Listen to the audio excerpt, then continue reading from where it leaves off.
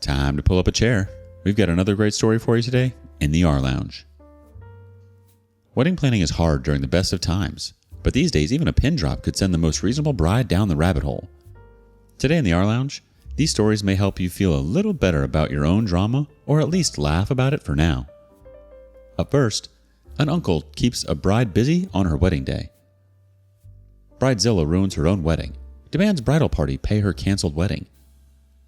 So, my friend Dana, female 29, was supposed to be getting married this past Sunday, 1/14. The wedding got canceled and things have gotten very crazy. Dana was getting married to Josh, male 32. She's still in college with me and asked a few friends from college, myself included, to be her bridal party. Now, from the start, this wedding has been a disaster.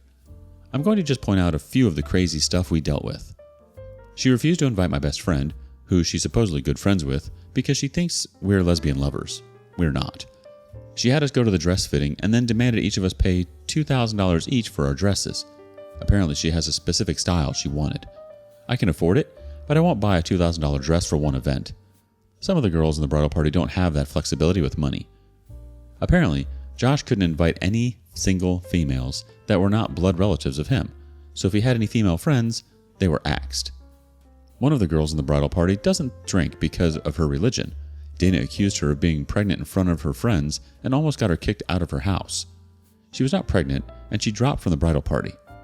She was a class act, though, and never bad-talked Dana. Just said she couldn't make it. We found out about it pretty much on the day of the wedding. She tried to make us cancel our holidays with our families to instead go with her to a destination bachelorette party. I work full-time even during holidays, so I told her that was not happening. More of the bridesmaids said similar things, and she dropped it. That's just 5 things of countless drama this wedding was having before the day. Now the meat of the story comes on the wedding day. The day started horrible. Dana was having a meltdown because apparently the flower girl had to cancel because she had chickenpox. She was threatening to sue the mother unless she brought the sick 3-year-old to the wedding. Josh apparently was able to calm her down from this starter outburst, and we began preparations. The whole day she had constant outbursts. She made people cry, like wedding staff and bridesmaids.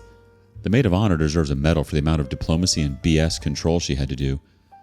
I, for the most part, took the easy route and decided to work outside the bridal suite, like checking flowers, making sure food was okay, basically any excuse not to be around the bride.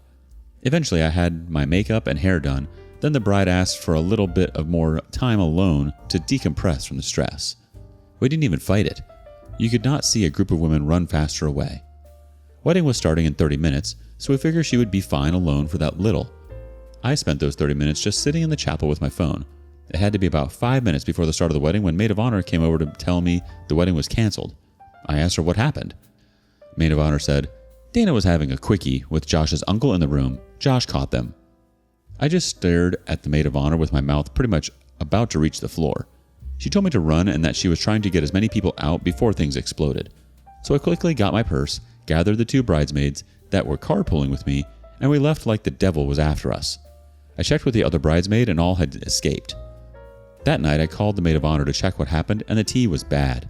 Apparently and rightfully, Josh called off the wedding, called her a few names, told off his uncle, and has since left with his mates to, I hope, have the biggest single man party ever. I feel so bad for him. He is an absolute gem of a man. He apparently also told Dana and her parents that she will be paying the cancellation fees.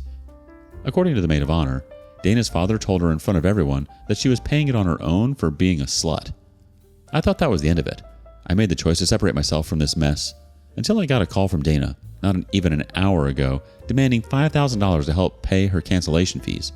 According to Dana, it was our duty as a bridal party to pay her cancellation fees.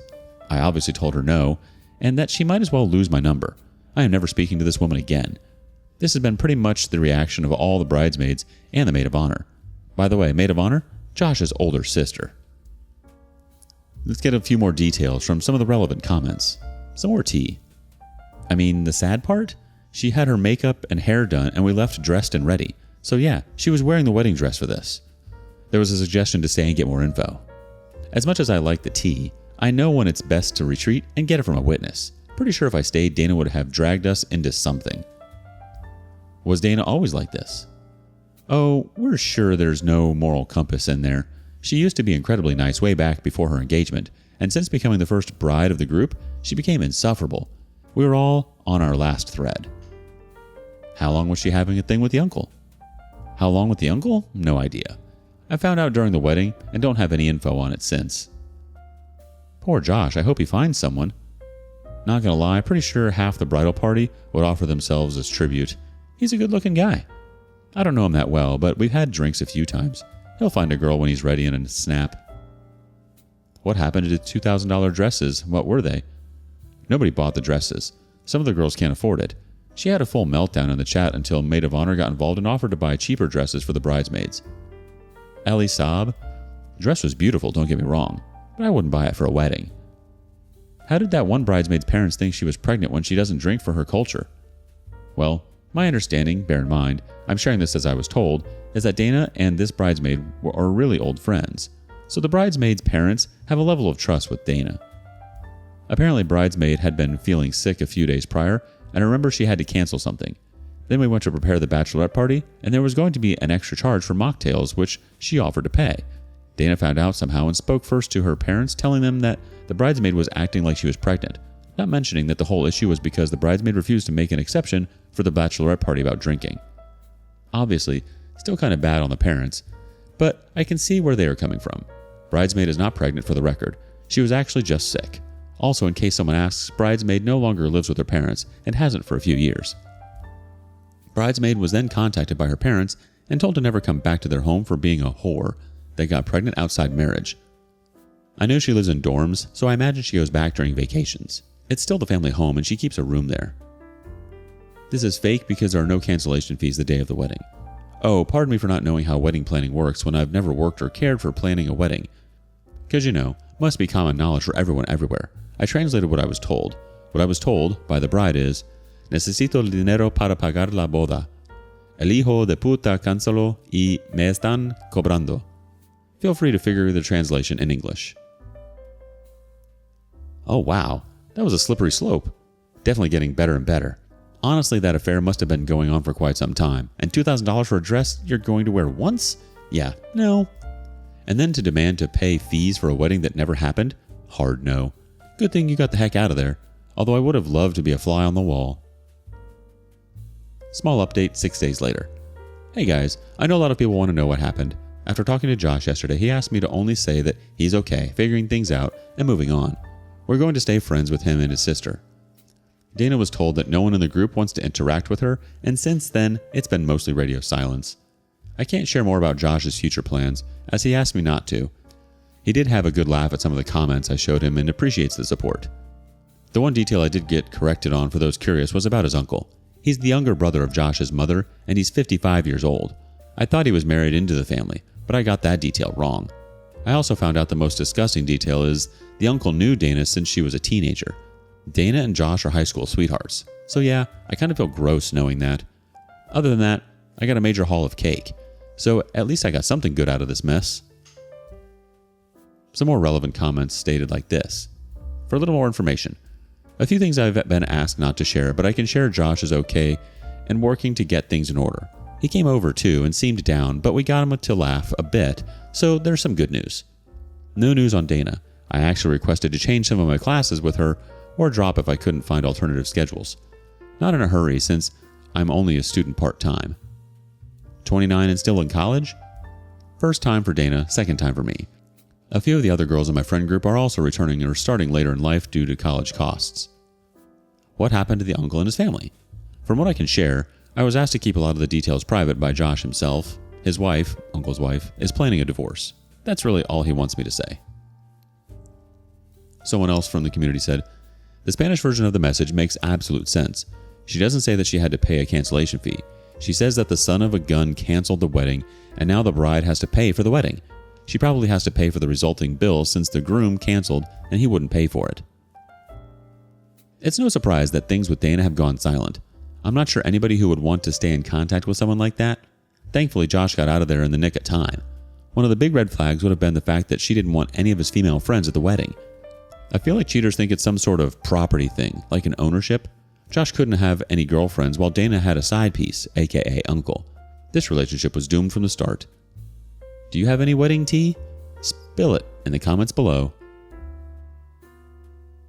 Next up, Shaming the guests at my friend's wedding. I was in my friend's wedding this past summer, and I am ashamed at how some of their guests behaved, specifically from the groom's side. I just needed to vent this somewhere because I feel like I'll die mad about it otherwise. Some context. She wanted a smaller wedding but felt pressured into it from his family. They culturally expect a big wedding, and her mother. So she did just that. Everything was beautiful, but you could tell it was more stressed than she wanted. I also heard about his family. His extended family is the issue. His close family are lovely and were just as mad, being a nightmare with RSVPs, either just not RSVPing or causing drama over whose, adult or teen, children weren't invited. So the day comes. Ceremony is beautiful. Pictures are beautiful. Dinner is lovely. I noticed, though, that some tables have more people. I made the place cards and set them on the tables. Chairs are moved around by the rude guests, not the venue. Turns out one aunt brought extra people and someone brought a 3-month-old baby, not invited, that they spent the entire reception being passed around. No, these guests were not fed. The venue was pre-warned. This table was loud and obnoxious and very self-absorbed. While the couple were giving their thank you speech, the groom had a brain fart and said, "Who are we forgetting?" And this aunt yells out, "Me!" and starts cackling. She did absolutely nothing for the wedding other than create drama. Then came the couple's first dance.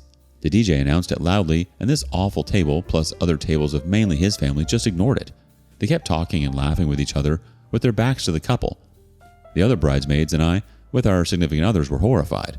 My husband and I had gotten married the year prior, and he couldn't fathom his family being so disrespectful.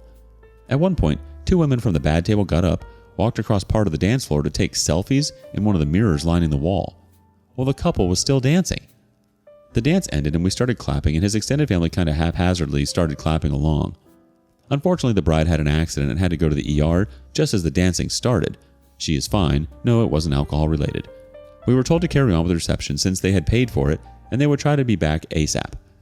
They said they needed to be out of the venue, though, by 1:30. I thought the terrible aunt had left, but nope, she returns with an outfit change, a much shorter version of the dress she was wearing earlier. 1 a.m. rolls around and we start cleaning things up. First, this woman loudly asked if the decorations are for the guests to take home. She rolled her eyes when we said no. The bride owns them. Everyone is helping us take things down except their table, and they loudly complain the whole time that the night is still early. Why are they cleaning up? And rolling their eyes. She had been told several times by the polite members of his family what was going on. I was disgusted, absolutely disgusted by them. My friend is such a kind, helpful, amazing person and was the most deserving of a wedding day surrounded with love and happiness. These terrible guests were clearly just there to be hosted. They do plan on doing a redo of the reception since she had to miss it, and I truly hope this woman and her friends aren't invited or choose to skip it. Now a couple reactions from the community. To be honest, this is also on the groom's immediate family, whoever's related to that awful side, for not imposing boundaries. I have narcissistic family members and am so cognizant of that because the last thing I'd want would be to impose them on my significant other or on the guests. The OP replies, I agree. However, there is a large cultural factor involved here. Large weddings where the most extended of extended families is expected to be invited, and the more immediate family in this country are younger compared to the older extended relatives who were rude, so respect of elders was a big factor as well. His parents were unable to get visas to come visit, so they were not able to step in any way. Edited to add, I'm sure the immediate family did a lot of buffering that we did not see. I can't bring myself to judge them too harshly because I understand the cultural mountain they are up against. Someone else adds, whoever forced the couple to invite these a-holes should not be told anything about the future reception so they can't invite them. Everything should be put on lockdown so these moochers and their extra guests can't crash it. How do they react to not getting fed? The OP replies, it was an adult and a child, and I saw the child, like 12 or 13, eating off an adult's plate, and as far as I know, the other adult didn't cause a scene. I didn't see them eat, so maybe they were self-aware enough to not say anything, or the venue threw something together for them and didn't charge the couple to keep things running smoothly. That commenter replied, well, at least they didn't throw a fit about it. I feel for the kid. Poor thing got dragged to a wedding they weren't invited to. Some people are just awful. The OP replies, that was exactly the thing. My friend knew some of these teen and adult children would not want to be there anyway, so she was frustrated at the big deal being made over them not being invited. It was all about respect and appearances for this aunt and nothing to do with celebrating the love of this couple. The disregard for RSVPs, the audacity to bring uninvited guests, and the sheer lack of respect displayed during pivotal moments like the first dance are beyond comprehension. No one should have to endure such behavior, least of all on their wedding day. Locking down the guest list and ensuring that only those who genuinely support and cherish the couple's union are present is crucial to creating a positive and inclusive atmosphere. I hope your friends and her partner find solace in the fact that despite these challenges, their love prevailed, and they have a chance to create happier memories during the reception redo. What would you have done? Have you experienced something similar? Let us know in the comments below. And thanks for joining us today. Don't forget to like, subscribe, and click that notification bell before you leave. We'd love to hear your thoughts on today's topic, so feel free to leave a comment. See you next time in the rLounge.